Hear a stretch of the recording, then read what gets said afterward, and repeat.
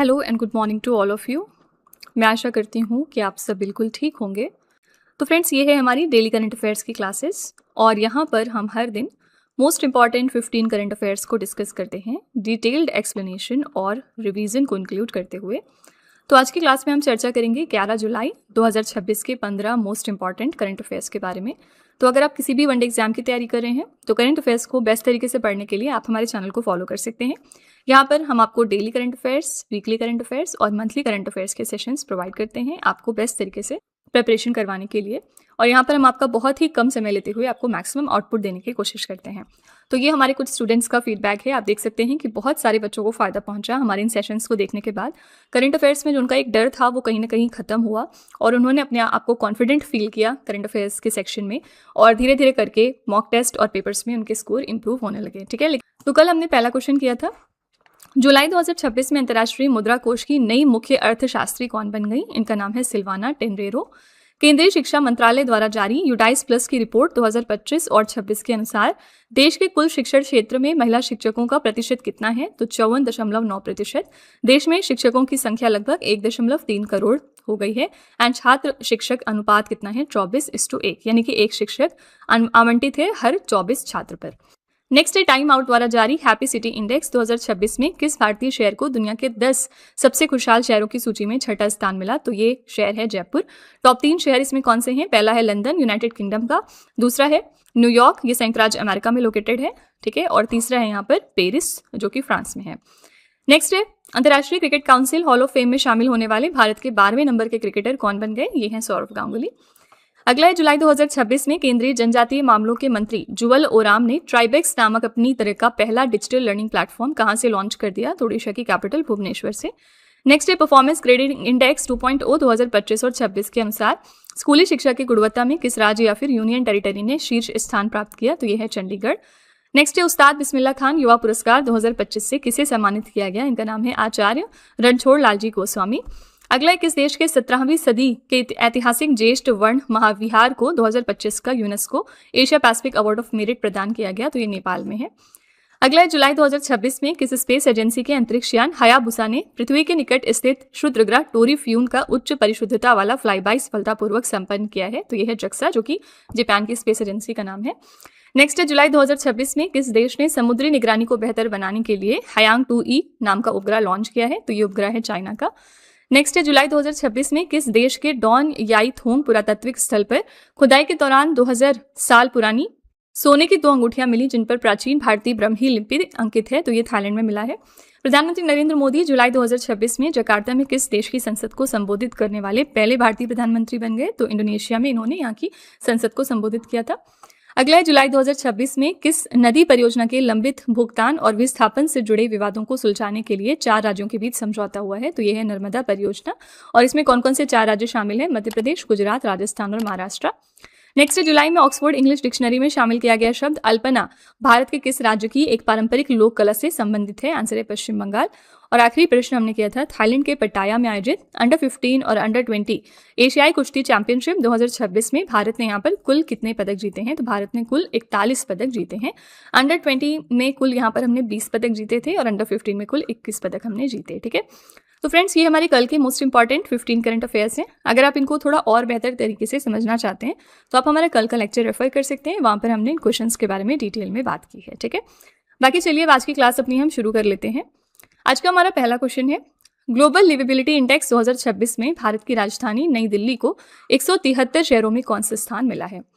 तो नई दिल्ली को यहाँ पर रैंक दी गई है 120वें। ठीक है, ग्लोबल लाइबिलिटी इंडेक्स में टोटल 173 शहर को रैंक किया गया और नई दिल्ली की जो रैंक है वो है 120। तो इकोनॉमिस्ट इंटेलिजेंस यूनिट ने ग्लोबल लिवेबिलिटी इंडेक्स 2026 जारी किया। इसमें भारत की राजधानी नई दिल्ली को 173 शहरों में 120वां स्थान प्राप्त हुआ। नई दिल्ली का कुल स्कोर था 48.1। ठीक है, इसके बाद मुंबई को 121वां रैंक मिला, चेन्नई को 123वां और बेंगलुरु को 127वां स्थान। टॉप 3 शहर देखेंगे तो पहले स्थान पर है डेनमार्क का कोपेनहेगन, दूसरे स्थान पर है ऑस्ट्रिया का वियना और तीसरे पर है ऑस्ट्रेलिया का मेलबर्न शहर। ठीक है, तो यहाँ पर करेक्ट आंसर है ए ऑप्शन 120th। तो ये जो डिफरेंट इंडेक्सेस आते रहते हैं ना, उसमें इंडिया की रैंक याद रखा करिए, साथ ही जो फर्स्ट पोजीशन पर जो भी शहर या जो भी कंट्री है उसको भी ध्यान में रखना होता है आपको। इसी तरह से पासपोर्ट के बारे में एक बार बात कर लेते हैं। पासपोर्ट के रिगार्डिंग आपके 3 मोस्ट इंपॉर्टेंट इंडेक्स आते हैं पूरे साल में, ठीक है। पहला हमने अभी 2-3 दिन पहले डिस्कस किया था, ये था हमारा ग्लोबल पासपोर्ट इंडेक्स, ठीक है। और इसको कौन रिलीज करता है? Global citizen solution. इसमें इंडिया की रैंक देखेंगे तो 125 यानी 125 थी 197 कंट्रीज में, ठीक है। दूसरा हमारा मोस्ट इंपॉर्टेंट इंडेक्स कौन सा है? ये है हमारा पासपोर्ट इंडेक्स, ठीक है। और ये देता है आर्टन कैपिटल, इसको रिलीज करते हैं आर्टन कैपिटल। इसमें इंडिया की रैंक की बात करेंगे तो इंडिया को इसमें रैंक दी गई है 65, ठीक है। और तीसरा जो मोस्ट इंपॉर्टेंट है ये है हिंडले पासपोर्ट इंडेक्स, और इसमें अलग अलग मंथ में रैंकिंग आई थी। तो हम इस साल की शुरुआत में अगर देखेंगे जनवरी में, तो हमारी रैंक थी 80th, ठीक है। तो ये डिफरेंट इंडेक्सेस हैं अलग अलग, क्योंकि ऑर्गेनाइजेशंस इसको जारी कर रही है ना, तो अलग अलग ही आपको याद भी रखना पड़ेगा, ठीक है। कंफ्यूज नहीं कर, जहाँ जहाँ पर भी आपको कंफ्यूजन रहा करे ना, उसका एक सेपरेट नोट आप बनाकर लिख लिया करिए, ताकि उसको आप पढ़ते पढ़ते याद कर लिए, ठीक है। क्वेश्चन नंबर 2 है, वर्ष 2027 में वैश्विक एआई शिखर सम्मेलन की मेजबानी कौन सा शहर करेगा? 2027 यानी अगले साल ग्लोबल एआई समिट के लिए होस्ट शहर रहेगा जिनेवा, स्विट्जरलैंड का। डी ऑप्शन करेक्ट है। और ये करंट अफेयर्स हमने तभी पढ़ लिया था जब हम एआई इम्पैक्ट समिट पढ़ रहे थे कि 2026 में ये समिट कहाँ पर हुई है? इंडिया के अंदर। इंडिया के भी किस शहर में? नई दिल्ली में, ठीक है। तो वहीं पर ये चीज़ डिसाइड हो गई थी कि जो अगला ग्लोबल एआई समिट है 2027 में जो कि होगा, वो कहाँ पर होगा? जिनेवा में, ठीक है। तो स्विट्जरलैंड के जिनेवा के पैलेक्सपो में वैश्विक एआई शिखर सम्मेलन 2027 ऑर्गेनाइज होगा। इस सम्मेलन का मुख्य उद्देश्य होता है एआई के वैश्विक शासन, सुरक्षित, भरोसेमंद और मानव केंद्रित एआई के उपयोग पर नियम और मानक को तय करना। थीम थी हमारी सभी के लिए समृद्धि और प्रगति तथा एआई का सुरक्षित व जिम्मेदार उपयोग। AI as a driver of prosperity and progress for all and fostering trustworthy, responsible and safe use of AI, ठीक है। चलिए हम एक बार क्विकली देख लेते हैं कब कब ये शिखर सम्मेलन कहाँ कहाँ पर हुए हैं। 2023 में ये ब्रिटेन में हुए थे, 2024 में दक्षिण कोरिया में हुए, 2025 में फ्रांस के पेरिस शहर में हुआ था, 2026 में भारत में हुआ, ये मोस्ट इंपॉर्टेंट है, और अगला वाला मोस्ट इंपॉर्टेंट है, ठीक है। 2027 में स्विट्जरलैंड में होंगे, और उसके भी अगले साल 2028 में ये इवेंट होगा संयुक्त अरब अमीरात में, ठीक है। तो कम से कम एक साल पुराना करंट ईयर और उसके अगले आने वाले साल का वेन्यू याद रखिएगा, ठीक है। तो यहाँ पर डी ऑप्शन करेक्ट है। जैसे हम अगर ब्रिक्स की बात करेंगे तो ब्रिक्स की प्रेसिडेंसी 2025 में किसके पास थी? ब्राजील के पास थी, ठीक है। इस साल क्योंकि हम होस्ट कर रहे हैं तो ये ज़्यादा इंपॉर्टेंट है, इंडिया में ही होगा। और अगले साल यानी 2027 में ये इवेंट मोस्ट प्रोबेबली चाइना में होगा, ठीक है। इसी तरह से हम बात कर लेंगे एससीओ की, शंघाई कोऑपरेशन ऑर्गेनाइजेशन की। 2025 में एससीओ को किसने होस्ट किया था? चाइना ने, ठीक है। और इस साल की बात करेंगे 2026 में, तो ये कहाँ पर हो रहा है? किर्गिस्तान में हो रहा है। एंड इसके भी अगले साल 2027 में ये इवेंट होगा पाकिस्तान में। तो ये एक सेपरेट नोट आप बना सकते हैं, सारे के सारे जो भी इंपॉर्टेंट ऐसे इवेंट्स होते हैं, ऑर्गेनाइजेशन होते हैं, उनका वेन्यू, ठीक है। एक साल पुराना करंट ईयर और अगला आने वाला साल। नेक्स्ट है नवंबर 2026 में 8वें खेलो इंडिया युवा खेलों की मेजबानी कौन सा राज्य करेगा? ये 8th एडिशन है इस साल खेलो इंडिया यूथ गेम्स का, जो कि ऑर्गेनाइज होंगे तेलंगाना में। बी ऑप्शन करेक्ट है। तेलंगाना 8वें खेलो इंडिया यूथ गेम्स की मेजबानी करेगा। इससे पहले जो इसका 7वां संस्करण था वो मई 2025 में बिहार में आयोजित किया गया था, जिसमें महाराष्ट्र पदक तालिका में शीर्ष पर रहा था। खेलो इंडिया यूथ गेम्स के बारे में थोड़े फैक्ट्स देखते हैं। खेलो इंडिया यूथ गेम्स की शुरुआत खेलो इंडिया स्कूल गेम्स के रूप में पहले हुई थी। इसका पहला संस्करण 31 जनवरी से लेकर 8 फरवरी 2018 तक दिल्ली में आयोजित किया गया था, ठीक है। तो खेलो इंडिया यूथ गेम्स इस साल होंगे तेलंगाना स्टेट में। बी ऑप्शन यहाँ पर करेक्ट है। इस साल की शुरुआत में कौन से इवेंट हुए थे? खेलो इंडिया के खेलो इंडिया विंटर गेम्स हुआ था, ठीक है। और ये कहाँ पर हुआ था? तो लद्दाख और जम्मू कश्मीर ने मिलकर इसको होस्ट किया था। विनिंग टीम इसमें कौन सी थी? इंडियन आर्मी की टीम थी, और इन्होंने फाइनल्स में हिमाचल प्रदेश की टीम को हराया था, ठीक है। तो मोटा मोटा इतना पता होना चाहिए आपको, क्योंकि ये 2026 की शुरुआत में ही हुआ था। चलिए कुछ आगामी खेल प्रतियोगिताएं इसी के साथ रिवाइज कर लेते हैं। आईसीसी महिला T20 विश्व कप 2026 इंग्लैंड में हो रहे हैं। 34वें ग्रीष्मकालीन ओलंपिक यानी 2028 के जो हमारे समर ओलंपिक्स हैं वो कहाँ होंगे? संयुक्त राज्य अमेरिका के लॉस एंजलिस में। मैंने आपको बहुत बार बताया है कि एक समर से दूसरे समर के बीच में 4 साल का गैप होता है, एक विंटर से दूसरे विंटर के बीच में भी 4 साल का गैप होता है, लेकिन एक समर से विंटर के बीच में 2 साल का गैप होता है। तो इस साल हमारे विंटर ओलंपिक्स 2026 हुए थे इटली शहर में। तो अब इसके बाद हमारा 2 साल के बाद समर ओलंपिक्स होगा लॉस एंजलिस में, ठीक है। फीफा महिला विश्व कप 2027 में होगा ब्राजील में। विश्व बैडमिंटन चैंपियनशिप को होस्ट करेगा भारत इस साल। 39वें राष्ट्रीय खेल होंगे मेघालय में अगले साल।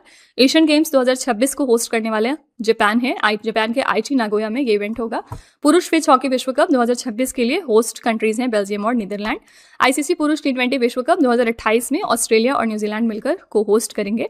35वां ग्रीष्मकालीन ओलंपिक खेल 2032 में होगा ऑस्ट्रेलिया में।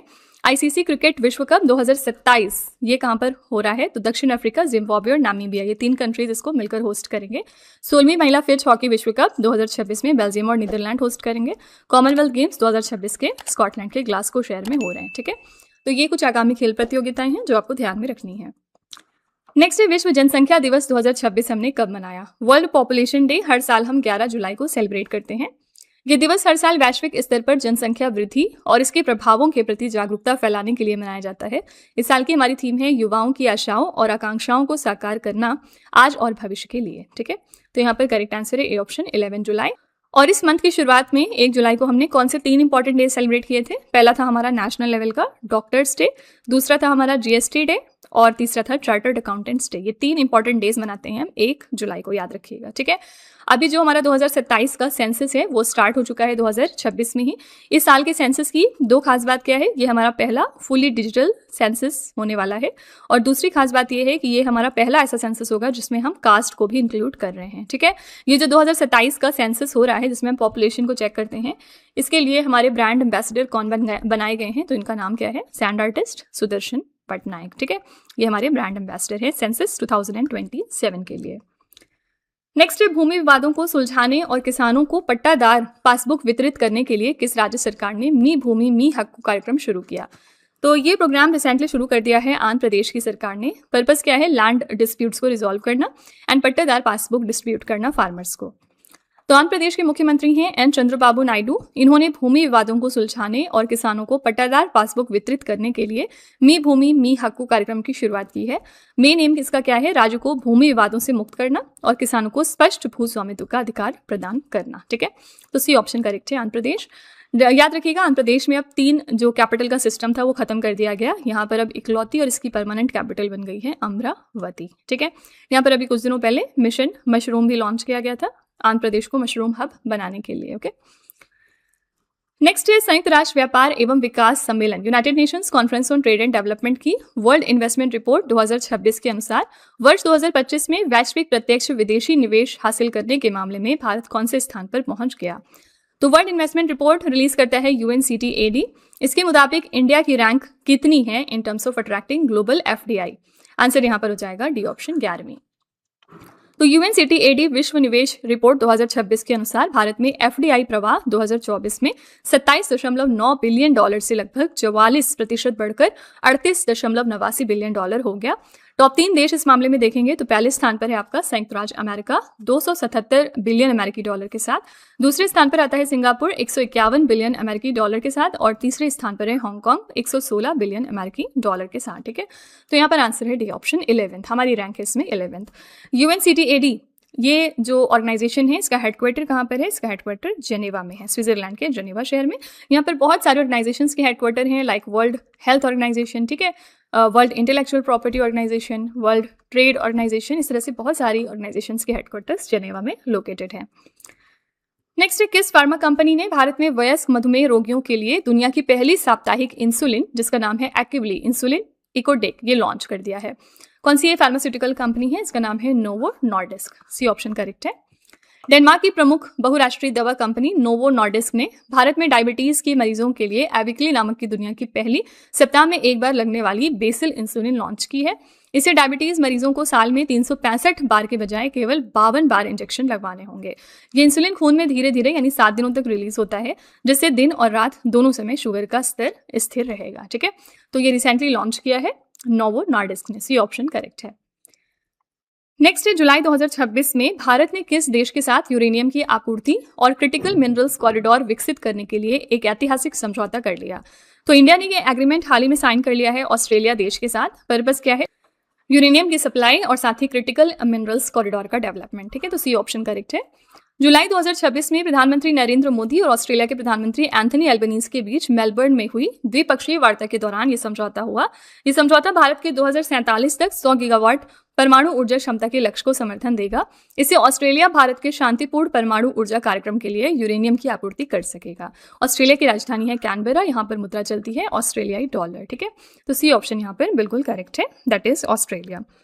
ऑस्ट्रेलिया अभी पिछले दिनों न्यूज़ में क्यों था, बहुत ज़्यादा ही चर्चे में था because of women's T20 world cup. ठीक है, वुमेन्स T20 वर्ल्ड कप के लिए विनिंग टीम थी ऑस्ट्रेलिया। इन्होंने फाइनल्स में किसको हराया था, तो इन्होंने फाइनल्स में इंग्लैंड को हराया। ठीक है, तो ये सारी चीज़ें रिवाइज करते रहा करिए, करंट अफेयर्स को ना एक दूसरे के साथ कनेक्ट किया करिए, जिससे कि आपको आसानी हो सके याद करने में।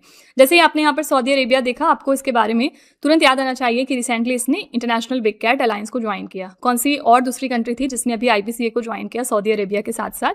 ये कंट्री थी हमारी बांग्लादेश। ठीक है, तो एक दूसरे के साथ कनेक्ट करेंगे ना तो फिर काफ़ी ईजी हो जाएगा आपको याद करना। अब जैसे ही आपने यहाँ पर बांग्लादेश देखा, आपको तुरंत याद आना चाहिए यूनाइटेड नेशन जनरल असेंबली का 81 नंबर का सेशन, और इसके लिए क्योंकि प्रेसिडेंट बनाए गए हैं बांग्लादेश के एक्सटर्नल अफेयर्स मिनिस्टर, जिनका नाम क्या है, मिस्टर खलीलुर रहमान। ठीक है, इसी तरह से बांग्लादेश में भी रिसेंटली इलेक्शंस भी हुए हैं, और यहाँ पर नए जो प्राइम मिनिस्टर बने हैं, इनका नाम क्या है, इनका नाम है मिस्टर तारिक रहमान। इन्होंने शेख हसीना को रिप्लेस किया। तो ये सब पढ़ते रहा करिए, रिवाइज करते रहा करिए। ठीक है, क्वेश्चन नंबर 9 है, जुलाई 2026 में कमीशन किए गए भारतीय नौसेना के 6ठे स्वदेशी प्रोजेक्ट 17A स्टेल्थ ब्रिगेड का क्या नाम है? तो ये इंडियन नेवी की 6 नंबर की इंडिजिनस प्रोजेक्ट 17A की स्टेल्थ ब्रिगेड है, और इसका नाम रखा गया है INS महेंद्रगिरी। रिसेंटली इसको कमीशन किया गया। ठीक है, तो जुलाई 2026 में कमीशन किए गए भारतीय नौसेना के 6ठे स्वदेशी प्रोजेक्ट 17A स्टेल्थ ब्रिगेड का नाम रखा गया INS महेंद्रगिरी F38। इसे विशाखापट्टनम में भारतीय नौसेना के बेड़े में औपचारिक रूप से शामिल किया गया। इस युद्धपोत का डिजाइन भारतीय नौसेना के वॉरशिप डिजाइन ब्यूरो द्वारा तैयार किया गया। इसका निर्माण मुंबई स्थित Mazagon dock ship builders limited द्वारा किया गया। ठीक है, करेक्ट आंसर यहाँ पर हो जाएगा बी ऑप्शन, INS महेंद्रगिरी। पिछले दिनों हमारी एक और शिप न्यूज़ में थी, और ये कौन सी थी, इंडियन नेवी शिप सुदर्शिनी। ये किस वजह से चर्चे में आई थी, क्योंकि अभी जो US ने अपना इंडिपेंडेंस डे सेलिब्रेट किया 4 जुलाई को, वहाँ पर जो अकेजन हुआ था, इनकी असल में 250th नंबर की इस साल एनिवर्सरी थी इंडिपेंडेंस की, और इस दौरान इंडिया की तरफ से INS सुदर्शिनी गई थी इसमें पार्टिसिपेट करने। ठीक है, तो ये हमारी शिप भी इसी वजह से चर्चे में थी, याद रखिएगा इसका नाम। नेक्स्ट है, जुलाई 2026 में भारत के 98 नंबर के शतरंज ग्रैंड मास्टर कौन बन गए? इंडिया के 98 नंबर के चेस ग्रैंड मास्टर हाल ही में बन गए S Ashwath. C option correct है। तमिलनाडु स्टेट को ये बिलोंग करते हैं, 17 वर्ष के हैं, और ये भारत के 98 नंबर के शतरंज ग्रैंड मास्टर बन चुके हैं। उन्होंने पुणे में आयोजित Pune international grand master round robin tournament में अपना तीसरा और अंतिम GM नॉर्म हासिल करके ये उपलब्धि हासिल की। ठीक है, भारत के पहले शतरंज ग्रैंड मास्टर थे विश्वनाथन आनंद। 1988 में उनको ये टाइटल मिला था, और धीरे धीरे करके अब जो ग्रैंड मास्टर की सूची है वो बढ़ती जा रही है। भारत के 95 नंबर के शतरंज ग्रैंड मास्टर बने थे अरण्या घोष। 96 नंबर के शतरंज ग्रैंड मास्टर हैं अथान वाज। 97 नंबर के हमारे ग्रैंड मास्टर हैं GB हर्षवर्धन। ये सारे के सारे 2026 में ही बने हैं, तो इनके नाम याद रखिएगा। ठीक है, नंबर के साथ। तो आंसर है यहाँ पर सी ऑप्शन, S अश्वथ। ये हमारे 98th नंबर के चेस ग्रैंड मास्टर हैं। इसी के साथ कमेंट में जरा बताइएगा कि इंडिया के अंदर कितनी वुमेन ग्रैंड मास्टर्स हैं। ठीक है, नंबर सिर्फ आपको बताना है कि कितनी ग्रैंड मास्टर्स वुमेन हैं इस लिस्ट में, और इसके अलावा कितनी वुमेन ओपन ग्रैंड मास्टर हैं। दोनों अलग अलग कैटेगरीज हैं। ठीक है, तो नंबर आपको कॉमेंट में बताना है। क्वेश्चन नंबर 11 है, जुलाई 2026 में इसरो ने गगनयान मिशन के लिए एकीकृत मुख्य पैराशूट एयरड्रॉप परीक्षण किस स्थान पर सफलतापूर्वक संपन्न किया? तो रिसेंटली इसका जो मेन टेस्ट था वो सक्सेसफुल तरीके से कंडक्ट हो गया मध्य प्रदेश के श्योपुर में। ए ऑप्शन करेक्ट है, आप देख भी सकते हैं यहाँ पर। तो ये परीक्षण मध्य प्रदेश के श्योपुर में aerial delivery research and development establishment drop zone में परीक्षण किया गया। ये परीक्षण भारतीय वायुसेना के IL-76 विमान की मदद से 2.5 किलोमीटर की ऊंचाई से एक डमी पेलोड गिराकर किया गया। उद्देश्य क्या था इस परीक्षण का? पहले बिना क्रू वाले गगनयान जीवन मिशन के दौरान ज्यादा से ज्यादा संभावित लोड की स्थिति में मुख्य पैराशूट की मजबूती और डिजाइन मार्जिन को परखना। ठीक है, तो यहाँ पर करेक्ट आंसर है ए ऑप्शन, मध्य प्रदेश के श्योपुर में इसको कंडक्ट किया गया है। नेक्स्ट है, जुलाई 2026 में EPFO ने अपनी सेवाओं को अधिक पारदर्शी, डिजिटल और निर्बाध बनाने के लिए किस प्लेटफॉर्म को लॉन्च कर दिया? तो रिसेंटली इन्होंने लॉन्च किया है साइट्स 2.01। ठीक है, आपसे एग्जाम में सिर्फ ये भी पूछ सकते हैं कि साइट्स 2.01 ये किस ऑर्गेनाइजेशन का एक पोर्टल है, तो याद रखिएगा EPFO का। तो कर्मचारी भविष्य निधि संगठन यानी एम्प्लॉयज प्रोविडेंट फंड ऑर्गेनाइजेशन, इन्होंने उन्नत centralised IT enabled system platform launch कर दिया है, और जुलाई 2026 में केंद्रीय मंत्री मनसुख मांडविया ने इसको लॉन्च किया। उद्देश्य क्या है? 34 करोड़ सदस्यों के लिए EPFO सेवाओं को पारदर्शी, डिजिटल और निर्बाध बनाना। ठीक है, तो याद रखिएगा ये पोर्टल है EPFO का। अगला, किस राज्य ने शिक्षकों के लिए गुरु दक्षिणा यानी मुख्यमंत्री शिक्षक कैशलेस चिकित्सा योजना शुरू की है? गुरु दक्षिणा स्कीम को शुरू कर दिया है उत्तर प्रदेश की सरकार ने। डी ऑप्शन करेक्ट है। उत्तर प्रदेश सरकार ने मुख्यमंत्री शिक्षक कैशलेस चिकित्सा योजना की शुरुआत की है, जिसे लोकप्रिय रूप से गुरु दक्षिणा के नाम से जाना जाता है। ये नाम उत्तर प्रदेश के मुख्यमंत्री योगी आदित्यनाथ द्वारा दिया गया। उद्देश्य क्या है? राज्य भर के शिक्षकों, शिक्षा मित्रों, प्रशिक्षकों और उनके परिवारों को कैशलेस चिकित्सा उपचार प्रदान करना। ठीक है, तो यहाँ पर डी ऑप्शन करेक्ट है। उत्तर प्रदेश में 2 जगह हैं जिनके नाम अभी रिसेंटली बदले गए हैं, जो आपको ध्यान भी रखना है। पहला नाम है यहाँ पर जलालाबाद का। जलालाबाद का नया नाम अब क्या हो गया है? परशुरामपुरी। ठीक है, और यहाँ पर जो दूसरी जगह है वो है फाजिल नगर। फाजिल नगर का नया नाम क्या रख दिया गया है? यहाँ का नाम चेंज करके रखा गया है पावगढ़। ठीक है, तो ये 2 जगह हैं जिनके नाम अभी रिसेंटली चेंज हुए हैं उत्तर प्रदेश में। नेक्स्ट है 20 लाख छोटे और सीमांत किसानों को लाभ पहुंचाने के लिए किस केंद्रीय मंत्री ने जुलाई 2026 में प्रगति परियोजना की शुरुआत की है? तो प्रगति प्रोजेक्ट को लॉन्च कर दिया है शिवराज सिंह चौहान ने। डी ऑप्शन करेक्ट है। फुल फॉर्म क्या है प्रगति का? Promoting regenerative agriculture growth, agri entrepreneurship and transformative innovation. केंद्रीय कृषि और किसान कल्याण एवं ग्रामीण विकास मंत्री हैं शिवराज सिंह चौहान। इन्होंने प्रगति पहल का शुभारंभ किया। इस कार्यक्रम का उद्देश्य है 20,000 ग्रामीण कृषि उद्यमियों को सशक्त बनाना और साथ ही 20 लाख लघु एवं सीमांत किसानों की आजीविका में सुधार करना। ठीक है, तो यहाँ पर डी ऑप्शन करेक्ट है, मिस्टर शिवराज सिंह चौहान। नरेंद्र मोदी हमारे प्राइम मिनिस्टर हैं, अमित शाह हमारे होम मिनिस्टर हैं, द्रौपदी मुर्मू हमारी प्रेसिडेंट है। कमेंट में जरा बताइएगा कि नरेंद्र मोदी जी को अभी लेटेस्ट कौन सा इंटरनेशनल ऑनर मिला है, कौन सी कंट्री ने यह ऑनर दिया है। ठीक है, क्वेश्चन नंबर 15 है, जुलाई 2026 में केंद्रीय गृह मंत्री अमित शाह ने किस अभियान के तहत दिल्ली में 70 लाख पौधे लगाने की मिशन की शुरुआत की है? ये कौन सी कैंपेन के अंतर्गत किया जा रहा है? तो एक पेड़ मां के नाम अभियान। बी ऑप्शन करेक्ट है। इस पहल के तहत वर्ष 2026 और 27 में पूरी राजधानी में 70 लाख पौधे लगाए जाएंगे। मेन एम क्या है? दिल्ली के पर्यावरण को हरा भरा और प्रदूषण मुक्त बनाना, साथ ही ऐतिहासिक दिल्ली रिज क्षेत्र का पुनरुद्धार करना। ठीक है, तो यहाँ पर 70 लाख पौधे लगाए जा रहे हैं अंडर एक पेड़ मां के नाम अभियान। ठीक है, तो फ्रेंड्स ये थे आज के हमारे most important 15 current affairs. I really hope कि आपको ये हमारा सेशन पसंद आया होगा और आपने कुछ ना कुछ नया जरूर सीखा होगा। चलिए हम आपके टेस्ट पर चलते हैं। इसी के साथ लास्ट में हम आपके लिए 3 क्वेश्चन का एक छोटा सा टेस्ट रखते हैं जो इसी वीडियो में से होता है, ये चेक करने के लिए कि आपने कितना पढ़ा, कितना समझा। पहला क्वेश्चन है आपके लिए, नवंबर 2026 में 8वें खेलो इंडिया युवा खेलों की मेजबानी कौन सा राज्य करेगा? दूसरा क्वेश्चन है, जुलाई 2026 में भारत के 98 नंबर के शतरंज ग्रैंड मास्टर कौन बन गए? और तीसरा क्वेश्चन है, किस राज्य ने शिक्षकों के लिए गुरु दक्षिणा मुख्यमंत्री शिक्षक कैशलेस चिकित्सा योजना की शुरुआत की है? तो ये 3 क्वेश्चंस आपके लिए हैं एज अ होमवर्क। इनका जवाब आपको कमेंट में जाके लिखना है। इसी के साथ हमारी क्लास यहाँ पर एंड होती है। आप अपना फीडबैक कमेंट में जरूर लिखिएगा कि आप